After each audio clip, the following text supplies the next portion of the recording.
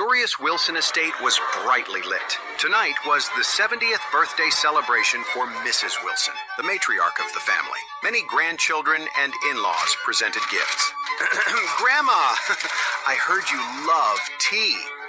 This century-old tea is worth $500,000 and is my birthday gift to you. Grandma, I know you're a devout Christian. This crystal cross is carved from pure obsidian and is worth $700,000. Mrs. Wilson looked at the various expensive presents and laughed, filling the whole family with joy. At that moment, Mrs. Wilson's eldest grandson-in-law, Charlie Wade, suddenly said, "Grandma, could you lend me $1 million?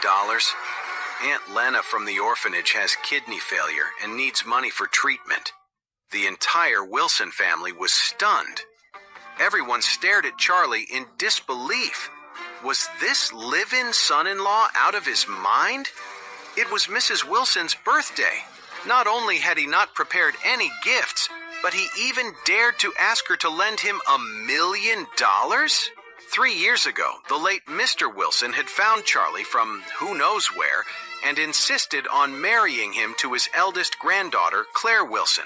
At the time, Charlie was penniless, much like he was now. After the two got married, the old master passed away. Since then, the Wilson family has been deliberately trying to drive Charlie out. But Charlie seemed indifferent, unmoved by their insults. So he had remained the live-in son-in-law all this time. Asking Mrs. Wilson for money now was an act of desperation. Aunt Lena from the orphanage that had taken Charlie in needed dialysis and a kidney transplant, which would cost at least $1 million. He really had no choice but to ask Mrs. Wilson. He thought that since it was her birthday, she might be in good spirits and willing to help. Unexpectedly, Mrs. Wilson's laughter vanished in an instant.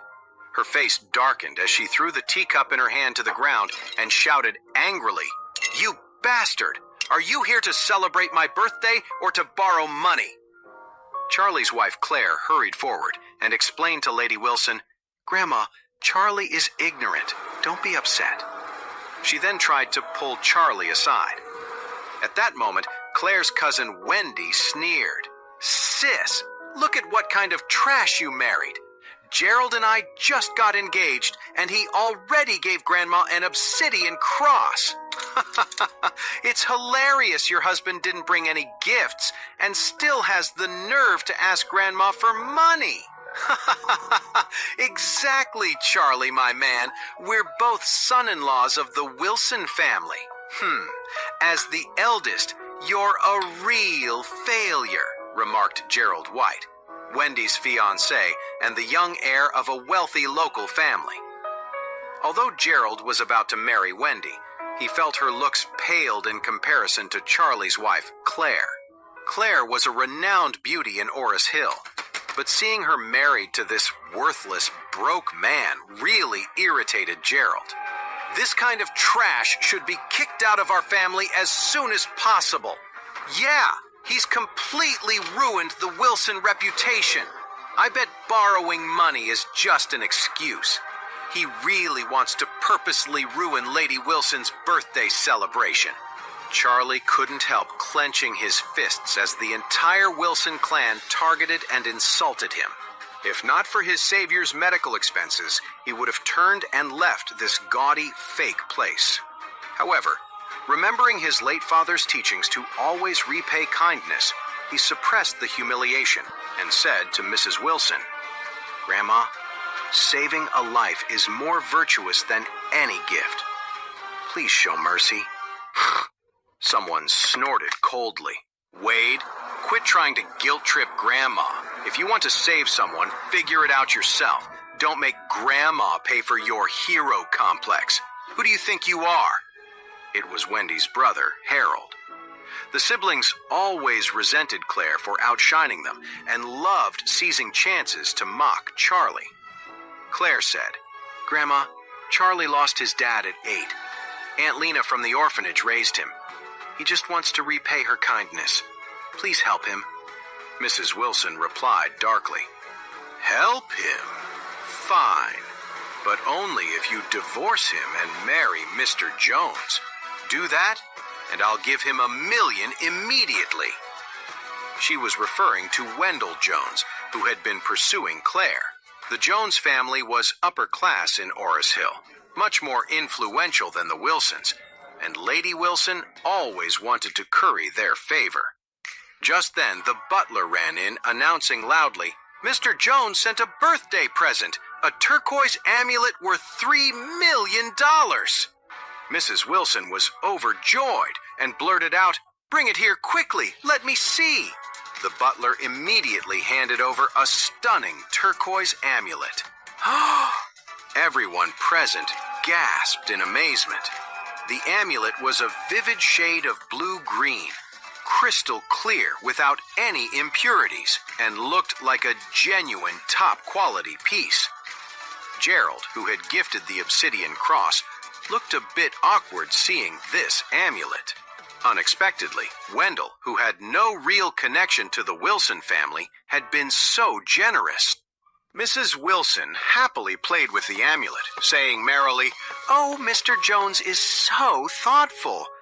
Oh, if only he could be my grandson-in-law. It would be a dream come true. She then looked up at Claire. What do you say to my condition? Will you consider it? Claire shook her head. Grandma, I won't divorce Charlie.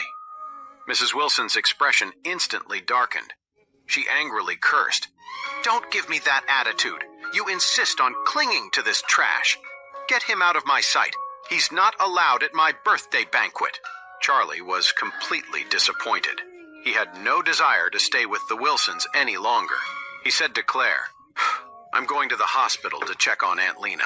Claire hurriedly replied, Then I'll come with you. Mrs. Wilson snapped. If you leave too, I won't consider you my granddaughter anymore. Take your parents and get out of the Wilson house with this loser. Claire looked startled, not expecting such harsh words from Lady Wilson. Charlie quickly said, You stay. Don't worry about me. Before Claire could respond, he turned and walked out. Harold laughed behind him. Oh, my dear brother-in-law, you're leaving hungry. Are you going to beg on the streets for dinner?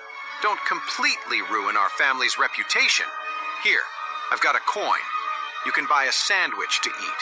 He took out a coin and threw it at Charlie's feet.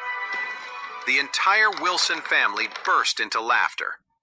Charlie gritted his teeth and left without looking back. Rushing to the hospital, Charlie immediately went to the billing office, wanting to inform them that the payment for Aunt Lena's medical expenses would be delayed by another 2 days. However, when he asked the nurse, Charlie was suddenly told that Aunt Lena had been transferred overnight to the best hospital in Eastcliff.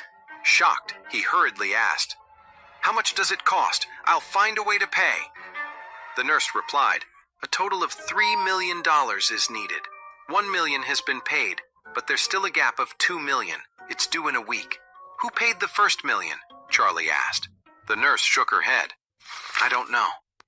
As Charlie was trying to figure it out, he turned and saw a man in a black suit with gray hair, about 50 years old, standing behind him. The man bowed and said, Young master, you have suffered for so many years. Charlie frowned, his demeanor changing. He asked, Are you Stephen Thompson? The man replied, Mr. Wade, you still remember me? Charlie's expression froze. He murmured, Of course I remember. I remember every one of you. Back then, you forced my parents to take me and flee Eastcliff. During that time, they died unexpectedly, and I became an orphan. So why are you looking for me now?